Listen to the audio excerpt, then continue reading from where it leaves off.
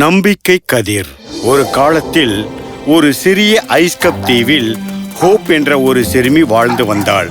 அவள் கனிவானவளாகவும் மகிழ்ச்சியாகவும் நம்பிக்கையுடனும் வாழ்ந்து வந்தாள். அவள் ஐஸ் கப் நிலத்தை மிகவும் நேசித்தாள். நாள் முழுவதும் அவளது நாய் ஜோக்கியுடன் விளையாடுவாள். இரவானதும் அவளது தாயார் லிண்டாவின் கதையை கேட்டுக் கொண்டிருப்பாள். அந்த கதையில் சூரிய கதிர்கள் பூமியை எவ்வாறு படர்கின்றது என்பதாக இருக்கும். அவர்கள் தினமும் காலையில் கீழே வந்து ஒளியை கொண்டு வருகிறார்கள். அவர்களில் பெரும்பாலோர் திரும்பி செல்லும் போது சிலர் நம் ஜிஜி நண்பர்களுடன் தங்கி நம் பூமியை சூடாக வைத்திருக்கிறார்கள். மேலும் நமக்கு அரவணைப்பு, வலிமை, ஆற்றல் மற்றும் உணவை வழங்க உதவுகிறார்கள். இதனால் உன்னை போன்ற சிறு பையன்களும் சிறுமிகளும் நாள் முழுவதும் விளையாட முடிகிறது. ஜிஜி நண்பர்களா? ஆம், கிரீன் ஹவுஸ் வாயுக்களை கூறுகிறது. மீத்தேன், கார்பன் டை ஆக்சைடு மற்றும் நைட்ரஸ் ஆக்சைடு. அவைகள் இல்லை என்றால் நம் பூமி மிகவும் குளிராக மாறும். மேலும் வாழ்க்கை அழிந்துவிடும். ஜிஜி நண்பர்களுக்கு நாம் கடன் பட்டிருக்கிறோம். நான் ஜிஜி நண்பர்களை நேசிக்கிறேன். மிகவும் அருமை அன்பே. இப்போது தூங்கச் செல். ஆனால் அம்மா, சூரிய கதிர் தேவதைகள் அனைவரும் ஜிஜி நண்பர்களுடன் இங்கேயே இருக்க முடிவு செய்தால் பிறகு என்ன நடக்கும்?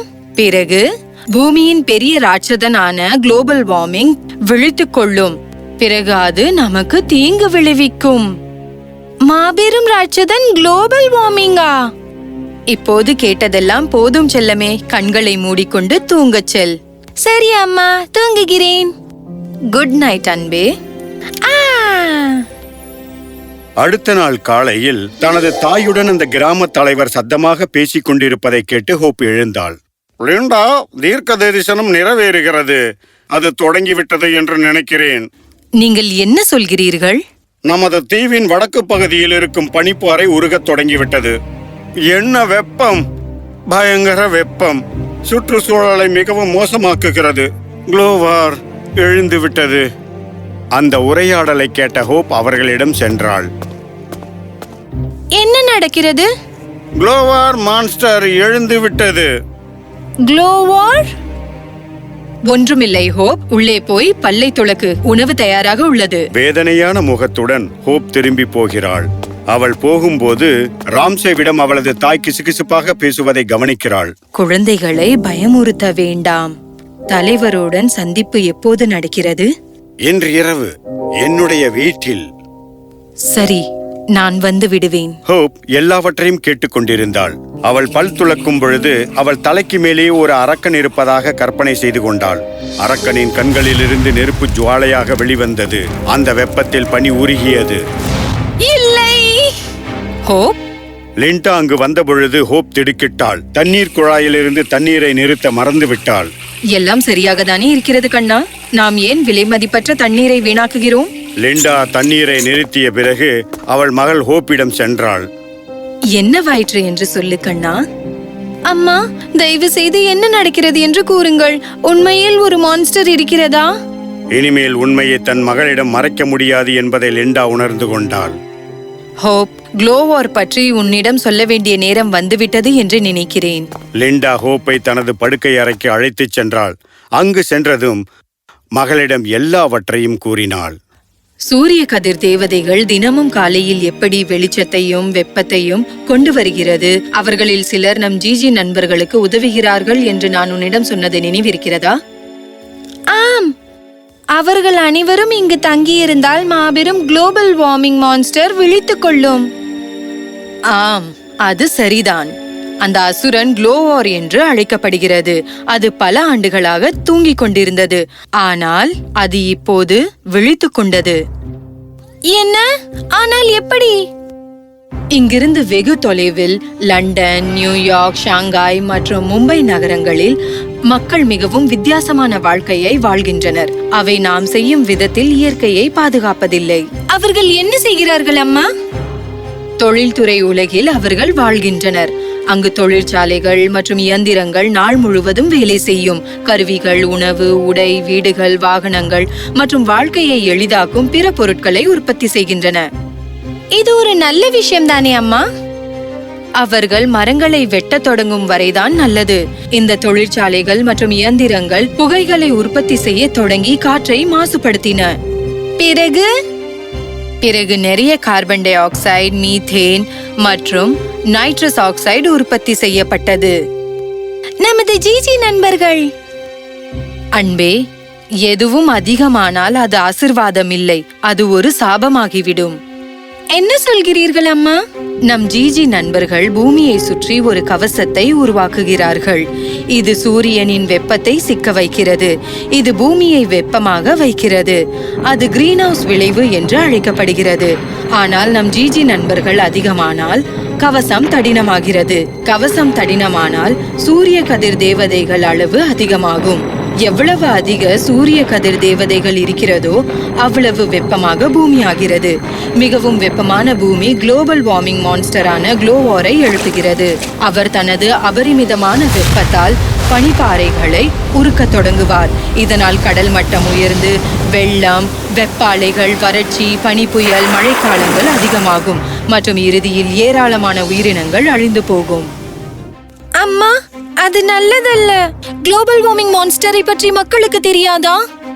நம் இனங்கள் அறியாமையில் எவ்வாறு வாழ்கின்றனர் என்பதை நீ கேட்டு ஆச்சரியப்படுவாய். குளோவார் நம்மை விட சக்தி வாய்ந்ததாக மாறும் ஒரு கட்டத்தை ஒருபோதும் அடையாது என்று சிலர் நினைக்கிறார்கள். அது மிகவும் வருத்தமாக இருக்கிறது. அது உண்மைதான் என் அன்பே. ஆனால் கவலைப்படாதே, அம்மா எல்லாவற்றையும் சரி செய்து விடுவேன். இப்போது போய் உணவை சாப்பிடு.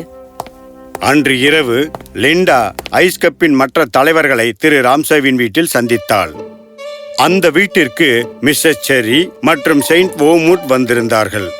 இங்கு அதிகமாக ஆக்கிரமிப்பு செய்துள்ள கார்பன் டை ஆக்சைடை உட்கொள்வதற்காக இன்னும் அதிக மரங்களை நட வேண்டும் என்று நான் பரிந்துரைக்கிறேன். ஓ, ஆனால் நாம் இங்கு மரங்களை நட்டு வளர்க்கும் போது நகர மக்கள் அவற்றை குறைத்து கொண்டே போகிறார்கள். குளோவார் விழித்ததற்கு காடு அழிப்புதான் முக்கிய காரணம். மரங்கள் உட்கொள்வதை விட அதிகமான கார்பன் டை ஆக்சைடு இப்போது உள்ளது. ஆமாம், ஏன் இந்த நகர மக்கள் அதிக பொறுப்பாக இல்லை? இந்த நேரத்தில் யாரையும் குற்றம் சாட்டுவது எதற்கும் உதவப் போவது இல்லை. பனிப்பாறைகள் வெப்பத்தில் உருகுவதால் நமது தீவு தண்ணீரில் மூழ்கிக் கொண்டிருக்கிறது என்று எனது மருமகன் அகஸ்டல் இந்த ஆபத்தை விவரமாக கூறியுள்ளார். ஏதாவது தீர்வு வேண்டும். லிண்டா, உங்களிடம் ஏதாவது ஆலோசனை உண்டா? இந்த கட்டத்தில் என்னிடம் ஒரே ஒரு தீர்வு மட்டும்தான் இருக்கிறது. அதுதான் வாழ்க்கையின் மரம். இப்போது அங்கிருந்த அனைவரும் தலையசைத்தார்கள். நீங்கள் உண்மையை தான் சொல்கிறீர்கள் அல்லவா? இந்த இடத்தில் நாம் எந்த வகையிலும் முன்னேற முடியாது. ஆனால் அதுதான் நமக்கான ஒரே வழி. லிண்டா, நீங்கள் நன்றாக பேசுகிறீர்கள் என்பது எனக்கு தெரியும். ஆனால் இதுவரை அந்த மரத்தை யாரும் அடையவில்லை. அங்கு போகும் வழியில் பயங்கர புயல், கொந்தளிக்கும் அலைகள், சூறாவளி எல்லாம் உள்ளன. இவைகளை எல்லாம் கடந்து ஒருவர் அங்கு சென்றாலும் கூட அதன் பிறகு அங்குள்ள பனி அங்கு செல்பவரை அப்படியே உயிருடன் உறைய வைத்துவிடும். ஆனால் நம்மிடம் வேறு தீர்வு இல்லை. ஐஸ் கப் மூழ்கி கொண்டிருக்கிறது. குளோவார் நம் உலகத்தை கைப்பற்றுகிறது. அதை தவிர்க்க முடியாத ஒரு நிலையில்தான் இந்த இடத்தில், அதாவது இந்த ஐஸ் கப்பில் இருக்கிறேன். அதை இறுதி வரை பார்க்கிறேன். நானும் ஒற்றுக்கொள்கிறேன். எனக்கு இது பிடிக்கவில்லை லிண்டா, ஆனால் நானும் உண்டு. சரி, நல்லது. நீங்கள் இங்கே உட்கார்ந்து குளோவாரின் தாக்குதலுக்காக காத்திருங்கள். ஆனால் எனது குழந்தை மற்றும் எதிர்கால சந்ததியினரின் மகிழ்ச்சியான மற்றும் மனநிறைவான வாழ்க்கையை இழக்க அனுமதிக்க மாட்டேன். நான் வாழ்க்கையின் மரத்திடம் செல்கிறேன். லிண்டா, வேண்டாம், விளையாட்டுத்தனமாக பேசாதே. பிறகு லிண்டா தன் மனதை அமைதி செய்து கொண்டாள். பிறகு அவர்களிடமிருந்து எழுந்து அந்த இடத்தை விட்டு நகரும் பொழுது சிறிது தூரத்தில் நிலை தடுமாறி தரையில் கீழே விழுந்தாள். தலைவர்கள் அனைவரும் அவளை நோக்கி ஓடினார்கள். உங்களுக்கு ஒன்றுமில்லையே லிண்டா? அவர்களது உரையாடலை கேட்டுக்கொண்டிருந்த ஹோப் அம்மா தடுமாறி கீழே விழுந்ததைக் கண்டு பதறிப்போய் அம்மாவிடம் ஓடினாள். அம்மா, நீ இங்கே என்ன செய்கிறாய் ஹோப்? இங்கே. அம்மா, உங்களுக்கு ஒன்றும் ஆகவில்லையே? என் கால் உடைந்து விட்டது என்று நினைக்கிறேன். மிகவும் வலிக்கிறது. லிண்டாவை சோஃபாவில் அமர வைத்தார்கள். உடனே செயின்ட் ஓர்முட் தன்னிடமிருந்த மருந்து பாட்டிலில் இருந்து ஒரு மருந்தை எடுத்து அவளுக்கு சாப்பிட கொடுத்தார். இதை சாப்பிடுங்கள், இதன் பிறகு உங்களுக்கு அடிபட்ட வலி கண்டிப்பாக தெரியாது. ஆனால் ஒரு விஷயம், மனம் தளராதீங்கள். இன்னும் சில வாரத்திற்கு நீங்கள் கண்டிப்பாக நடக்கக்கூடாது. அதனால் யாராவது தனியாக வாழ்க்கை மரத்தை நோக்கி போகட்டும். ஆனால் யாராவது செல்ல வேண்டும், இல்லையெனில் நாம் அனைவரும் அழிந்து விடுவோம். அம்மா, நான் செல்வேன். அனைவரும் இதை கேட்டு அதிர்ச்சி அடைந்தார்கள். உலகை காப்பதற்காக ஹோப் தனது பயணத்தை அடுத்த பகுதியில் தொடர வேண்டும். அவளை தொடர்ந்து 3 வாழ்க்கை மரங்கள் இருக்கும் தீவிற்கு செல்ல வேண்டும் அல்லவா? உலகை வெப்பத்திலிருந்து காப்பாற்ற முடியுமா? யுத்தம். பூமி வெப்பமடைவதை சமாளிக்க மனித குலத்திற்கு தாமதமாகுமா? நம்பிக்கை கதிரின் அடுத்த பகுதியில் நீங்களே பார்க்கவும்.